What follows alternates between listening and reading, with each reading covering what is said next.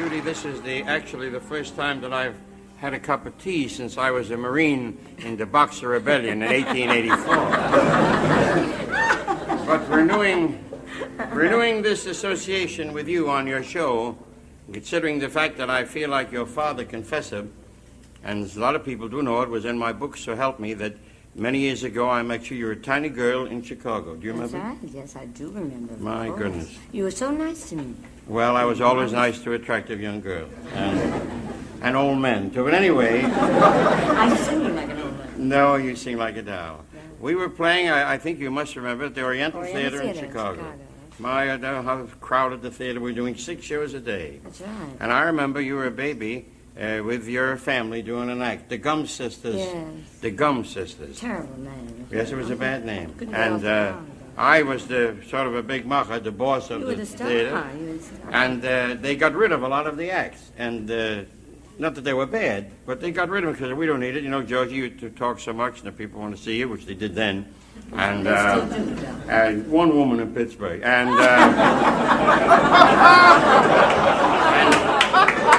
anyway, the manager said we're going to go. I said, no, I tell you what you do. I said, you know, young and full of pep, I'll stay on as long as you like. I said, but keep that little girl. Do you remember that? Yes, I do. Keep that little girl. Let the rest of the people go. Not that they're not good, but let them go. And Chicago, of course, was one. Do you remember Chicago then? I remember Chicago. You remember what was going on then? Well, a lot of people were shooting each other. Oh, shooting each other was nothing. Wasn't Dillinger killed? No, Dillinger was long after that. No, it was that time. Oh, that was Jesse James that I knew. Oh, But seriously, I remember one thing happened while we were playing there. There was a very tough fella there. And he was a fella that was, like many of the so-called hoodlums, was kind to his mother. And every Friday night, he'd go home where he lived on the Maxwell or Summer Street, have dinner with his mama. You know, shoot people in the morning, have dinner, then shoot some more, you know. Between meals. And finally, this night, on Friday night, he came home in an armored car to see his mother for the usual Friday night dinner.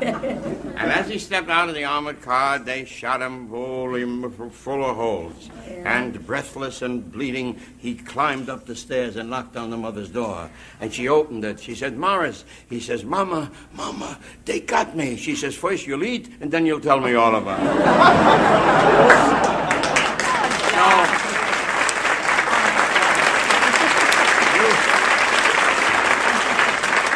No, but the cute thing was, do you remember I told your mama, first, you remember I introduced you. You came out alone. Yes. Little baby girl, and I said to the audience, that's right, Frances Gum.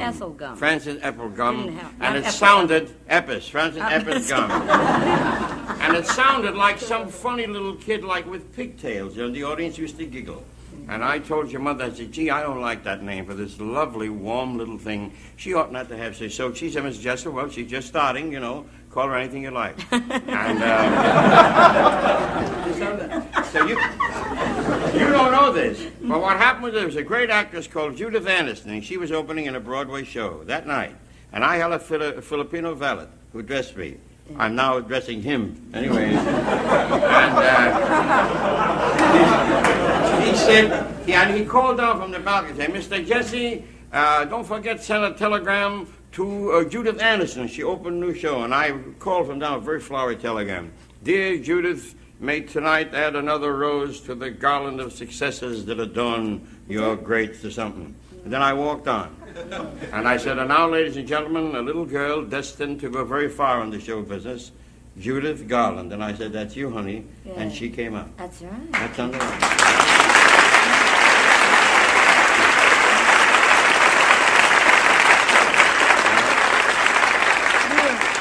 You want some tea? Nah.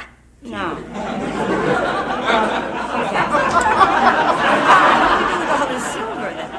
This is scenery for me, that's all. But I remember one thing. Can I have some tea? Sure, have some if you I'll like. go straight here. Yeah. And I'll have some with you. Well, you taste it first. This is delicious. With beer, I'd like to have it. So then I said, now little Miss Garland will sing, and I lifted you up on the piano. Yes, you did. First I set you on my knee, which I would like to do again now. And I set you on set you up on the piano, and you sang a song. I wonder if you remember, because this was a song that should have been sung by a woman was with a broken heart, and a woman much more matured. And here were you, little Judy, 10, I think you were, and you sang the song. Do you remember the song? My bill? My Bill. Yeah. Sing a few bars of My Bill. Yeah? Yeah, I'll make out like I'm putting you on the... Okay. Yeah, all right. Go ahead. He's just my Bill, an ordinary boy. He hasn't got a thing that I can brag about, and yet to be upon his knee, so comfy and roomy, seems natural to me. Listen, now you sang. You remember my mother's? Wasn't that lovely? Please do. No, it was you, not me, all right? That's right. I had just introduced the song. I took you off the piano, sat you down, sent you back to Mama. Your Mama got a new name, and then I said, here's a song of mine, which I did. It was in a movie that Please, I would you made. do for me? All right, that was this one. Yeah. One bright and guiding light that brought me on from right, I found in my mother's eyes.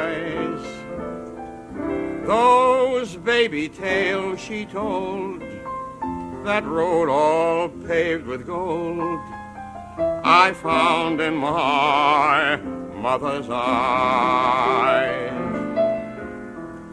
Just like a wandering sparrow, one lonely soul, I walk the straight and narrow just to reach my goal. God's gift sent from above, that one real unselfish love, I found in my